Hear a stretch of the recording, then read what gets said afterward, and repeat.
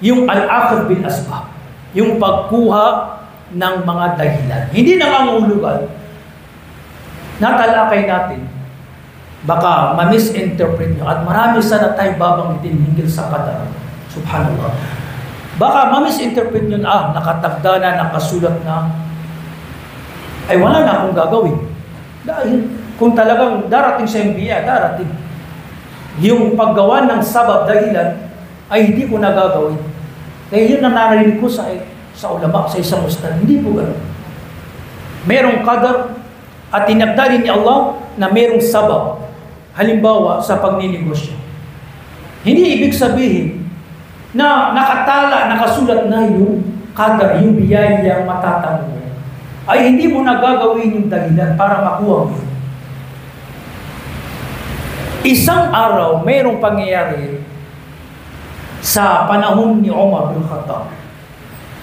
Mayroong isang wali, zahid, sa panahon parang relihiyosong tao. May pamilya, may responsibilidad. Dumating ang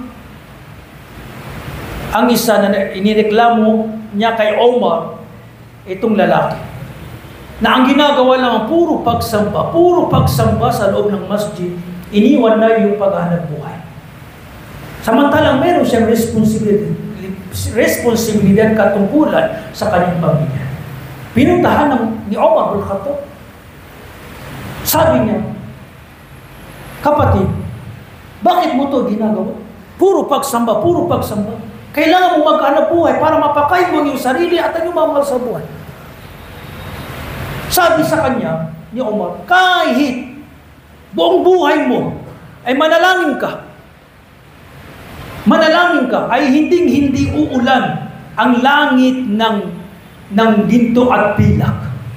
Kung hindi mo gagawin ang trabaho, hindi mo gagawin ng dahilan, hindi mo makakamtan ang biyaya sa iyo. So ganyan, kahit nakasulat kung ano yung biyaya, pero dapat hindi natin alam yung qadar. Dapat natin gawin yung dahilan. Ang mahalaga, tayo ay nagninegosyo, nagtatawakul tayo, nananalig tayo kay Allah, nakakonek yung puso natin kay Allah, na walang magbibigay ng kabutihan maliban kay Allah. Lagi tayong nagtatawag, pero ginagawa natin yung dahilan, sabab, kailangan natin gawin. Kaya nga, mayroon pang isang hadith, sabi ng Rasulullah, sabi ng isang sahabi, dala-dala niya yung kanyang kamilyo, pumunta sa Rasulullah. Tingnan yung tanong, Ya Rasulullah, anong gagawin ko para hindi mawala ang aking kamilyo? Itatali ko at magtatawakul ako, o pababayaan ko at bahala na si Allah subhanahu wa ta'ala, magtatawakul ako kay Allah para hindi mawala? Sabi ng Rasulullah, para hindi mawala, itali mo, saka ka magtawakul kay Allah. Ang mahalaga, ginawa mo yung dahilan. Itali mo, saka ka magtawakul. So yung paggawa ng dahilan, hindi na nasasalungat yung tawakul. Bagkus kabilang sa tawakul yung paggawa ng dahilan. Aating ka ng exam, mag-study ka, mag-review ka. Pag ginawa mo ng lahat, ipaubaya mo na kay Allah. Kung papasa ka, papasa ka. Kung hindi ka papasa, hindi ka papasa. Hindi ginusto ni Allah. Hindi mali naman na hindi ako mag-study dahil nakasulat na katamaran ang mangingibabaw sa iyo. Wala kang makukuha ang kaalaman at parang hindi ka makapasa dahil hindi ka nag-study.